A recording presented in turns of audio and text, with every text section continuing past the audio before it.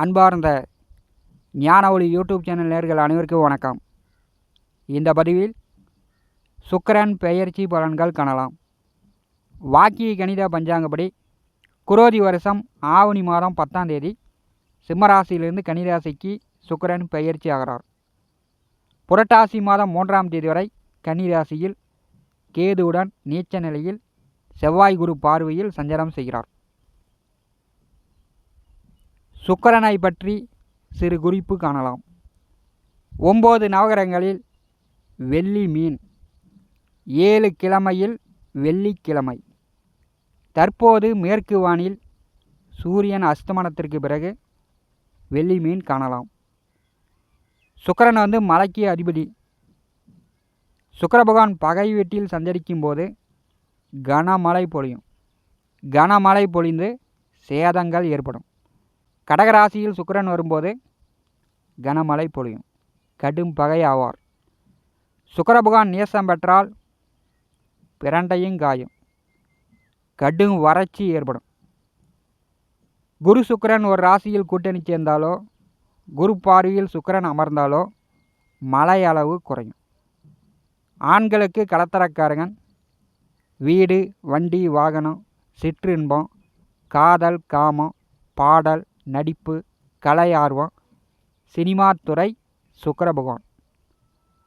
சுக்கிர பகவானுடைய நோயின்னு பார்த்தீங்கன்னா கண் ஒளி குறைபாடு, சுகர், பால்வினை நோய் சுக்கிர பகவானுடைய நோய்கள்.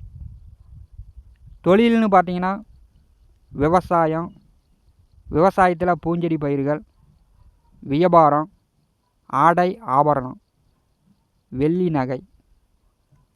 ரிஷபம் துளாராசிக்கு அதிபதியானவர். மீனராசியில் உச்சமும் கன்னிராசியில் நேசமும் பெறக்கூடியவர். 9 நவகிரகங்களில் அசுரர்களின் தலைவர். அசுரகுரு சுக்கராச்சாரியார் என்று அழைக்கப்பெறுவார். வெள்ளை நிறத்திற்கு அதிபதி. கிழக்கே சுக்கிர பகவான் உதயமாகும் போது மதிய வேளையிலும் வானத்தில் சுக்கிரனை பார்க்க முடியும்.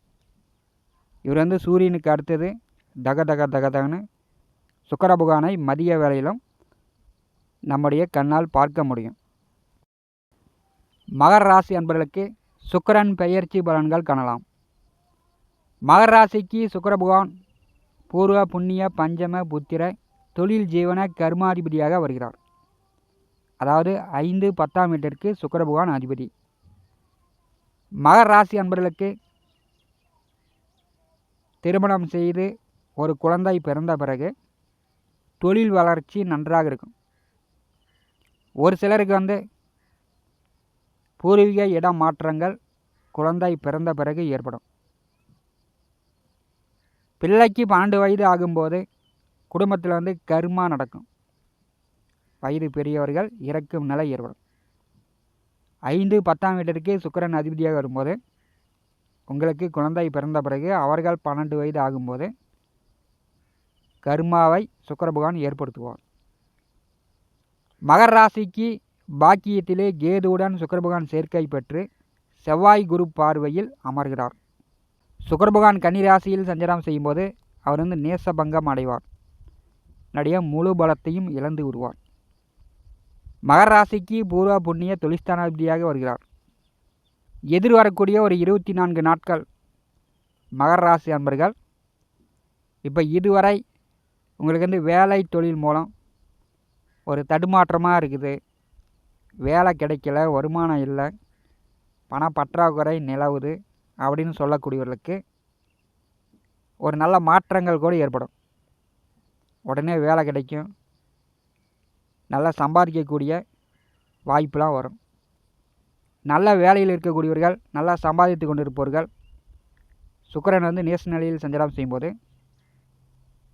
ஒரு 24 நாட்கள் வேலையை விடக்கூடிய நிலை, வேலை இல்லாமல் வீட்டில் இருக்கக்கூடிய நிலை கூட ஒரு சிலருக்கு ஏற்படும். பண பற்றாக்குறை கூட ஏற்படும். இதுவரை பார்த்திங்கன்னா குடும்பத்தில் மனைவி பிள்ளைகளுடன் பெரிய அளவு மகராசி என்பதற்கு சந்தோஷம், நிம்மதி குறைவு. உங்கள் பேச்சை உங்கள் பிள்ளைகளோ உங்கள் மனைவியோ உங்கள் வாழ்க்கை துணை பெரும்பாலும் ஏற்கிறதில்லை. கோச்சாரத்தில் 7 நாட்டு சனி, அஷ்டம சனி, அர்த்தாஷ்டம சனி, கண்டக சனி காலங்களில் நாம் வந்து அதுக்கு இடம் கொடுப்பதில்லை. ஏன்னா நாம் தான் நம்ம தலையில் தான் சனி பகவான் உட்காந்துக்குவார். நாம் சொன்ன வார்த்தையை மற்றவர்கள் கேட்கணும் அப்படின்னு ஒரு அதிகாரம் பண்ணக்கூடிய ஒரு அமைப்பு இருக்கும். மகர ராசி என்பதற்கு 9வது வீட்டிலே தொழில் ஜீவன கர்மாதிபதி நேச நிலையில் சஞ்சாரம் செய்யும்போது மனைவி பிள்ளைகளுடன் மகிழ்ச்சி வரக்கூடிய வாய்ப்புண்டு.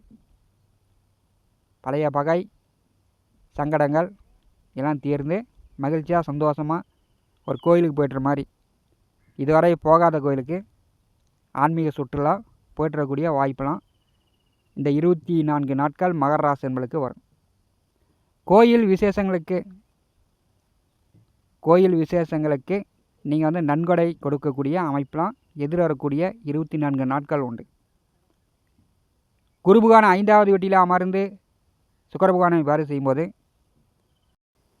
முன்னோர்கள் பெரியோர்களுடைய ஆசீர்வாதம் கிடைக்கும். தந்தையார் உடல் ஆரோக்கியத்தில் கவனம் எடுத்துக்கொள்ளுங்கள். மகர ராசிக்கு பாக்கியத்திலே பஞ்சம பூர்வ புண்ணியாதிபதி நேச நிலையில் குரு பார்வையில் இருக்கும்போது உங்கள் தந்தையார் உடல் ஆரோக்கியத்தில் கவனம் எடுத்துக்கொள்ளுங்கள். மகர ராசிக்கு 2வது வீட்டிலே சனி பகவான் வக்கர நிலையில் சஞ்சாரம் செய்து கொண்டிருக்கிறார். இப்போ வந்து பார்த்திங்கன்னா சூரியன் சனி நேர்பார்வையில் இருக்கிறார்கள். சூரியன் சனி நேர்பார்வையில் இருந்தாலே தந்தை மகனுக்குள் எதிர்வாதம், விதண்டாவாதம், பிடிவாதம் இதெல்லாம் ஏற்படும். அல்லது தந்தையை விட்டு பிரிந்து வேலை விஷயமா படிப்பு விஷயமா வெளியில் தங்குற மாதிரி நிலைபெருக்கு ஏற்படும். அடுத்து வரக்கூடிய 24 நாட்கள் மகர ராசி என்பதற்கு பாக்கியத்திலே பூர்வ புண்ணியாதிபதி நேச நிலையில் சஞ்சாரம் செய்யும்போது ஒரு புரட்டி போடக்கூடிய அமைப்பெலாம் உண்டு. இதுவரை மகிழ்ச்சி இல்லாமல் கஷ்டப்பட்டு கொண்டிருந்த மகர ராசி என்பதற்கு பேரின்பம், திடீர்னு அதிர்ஷ்ட வாய்ப்பெலாம் வரும்.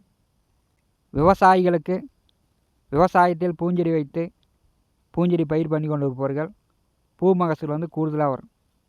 எதிர்பார்த்த மாதிரி நினச்ச மாதிரி விவசாயத்தில் வந்து வெள்ளாமை வந்து கை கொடுக்கக்கூடிய அமைப்பெலாம் பாக்கியத்திலே சுக்கிர பகவான் நேச நிலையில் கேதுவுடன் கூட்டணி சேர்ந்திருக்கும் போது இப்படியும் திருப்பியும் போடலாம், புரட்டியும் போடலாம். மகர ராசி என்பதற்கு நல்ல மாற்றங்களும் கொடுக்கலாம். 7 நாட்டு சனியில் குடும்ப வாக்கு சனியாக இருக்கும்போது பெரும்பாலும் மகர ராசி என்பர்கள் குடும்ப பெரியவர்கள் ஏதாச்சும் ஒன்று சொன்னாங்களாம், அல்லது மற்றவர்கள் உங்களை விட வயது பெரியவர்கள் ஏதாச்சும் சொன்னாங்கன்னா நீங்கள் கொஞ்சம் பணிந்து போவது நல்லது. 5ஆம் வீட்டிலே குரு பகவான் அமர்ந்திருக்கும் போது செவ்வாய் பெயர்ச்சி ஆகிவிட்டார். 6ஆம் இடம் செவ்வாய் செல்கிறார். குரு பலம் உங்களுக்கு சிறப்பாக இருக்கிறது. மகர ராசி என்பதற்கு உங்கள் பிள்ளைகளிடமிருந்து வந்த கருத்து வேறுபாடுகள் நீங்கும். தந்தையாரிடமிருந்து கிடைக்க வேண்டியது கிடைக்கும். திடீர்னு எதிர்பாராத மகிழ்ச்சி மகர ராசி என்பதற்கு வருவதற்கான வாய்ப்பெல்லாம் அடுத்து வரக்கூடிய 24 நாட்கள் சுக்கிர பெயர்ச்சியின் மூலம் ஏற்படுகிறது. 3வது வீட்டிலே ராகு அமர்ந்து நேர் 7ஆம் பார்வையால் சுக்கிரன் கேதுவை பார்வை செய்கிறார். ராகு குரு செவ்வாய் 3 கிரக பார்வை சுக்கிரன் மேல் விழுகிறது. பிரம்மாண்டமான வாய்ப்புகளாக உண்டு. உங்களுக்கு வசதி வாய்ப்புகள் உயர்ந்தால் உங்களுடைய பிள்ளைகளுக்கு வசதி வாய்ப்புகள் குறையும். இதான் வந்து மகர ராசி என்பதற்கு கொடுக்கக்கூடிய பலன். ஏன்னா விரையாதிபதி குருபகான் பார்வையில் சுக்கிரன் அமர்கிறார். கோச்சாரத்தில் குருவுடன் சுக்கிரன் கூட்டணி சேரும்போது குரு பார்வையில் சுக்கிரன் அமரும்போது மழை அளவே குறையும். இதை வந்து அனுபவத்தில் நீங்கள் பாருங்கள். சுக்கிரனுடன் குரு வந்து நெருங்கி போகும்போது அல்லது குருவுடன் சுக்கிரன் நெருங்கி போகும்போது மழை அளவே குறையும், மழையே பெய்யாது. குரு பார்வையில் சுக்கிரன் அமரும்போது கொஞ்சம் வந்து அந்த நாட்களை மழை கடந்து விடும், மழையே பெய்யாது. இதெல்லாம் வந்து உங்கள் அனுபவத்தில் பார்த்து தெரிந்து கொள்ளலாம். குரு சுக்கிரன் பார்வையில் இருக்கும்போது நாம் நினைச்சது ஒன்று நடப்பது ஒன்றாகவும் போவதற்கான வாய்ப்பு உண்டு. எப்படி வேண்டுமானாலும் புரட்டி போடலாம். மகர ராசி என்பர்கள் நீங்கள் வந்து அன்றாட பணிகளை கரெக்டாக செய்யுங்க. பெரிய அளவு பிரம்மாண்டமாக ஆசைப்பட்டாலும் பெரிய அளவு மகிழ்ச்சி குறையும். நமக்கு வர வேண்டியது வந்து கொண்டே இருக்கும். இந்த காணொலியை பற்றி உங்களுடைய மேலான கருத்துக்களை நம்முடைய கமெண்ட் பாக்ஸில் பதிவு செய்யுங்கள். நம்முடைய ஞான ஒளி யூடியூப் சேனலை பார்த்து கொண்டிருக்கக்கூடிய அன்பர்கள், இதுவரை சப்ஸ்கிரைப் செய்த அன்பர்கள் மறக்காமல் நம்முடைய சேனலை சப்ஸ்கிரைப் செய்து கூட வருகின்ற ஆல் பட்டன் அழுத்திங்க. தினந்தோறும் நம்முடைய சேனலில் ஜோதிட பலன்கள் பதிவிடப்படும். உடனுக்குடன் பார்த்து பயன்பெறுங்கள். நன்றி, வணக்கம்.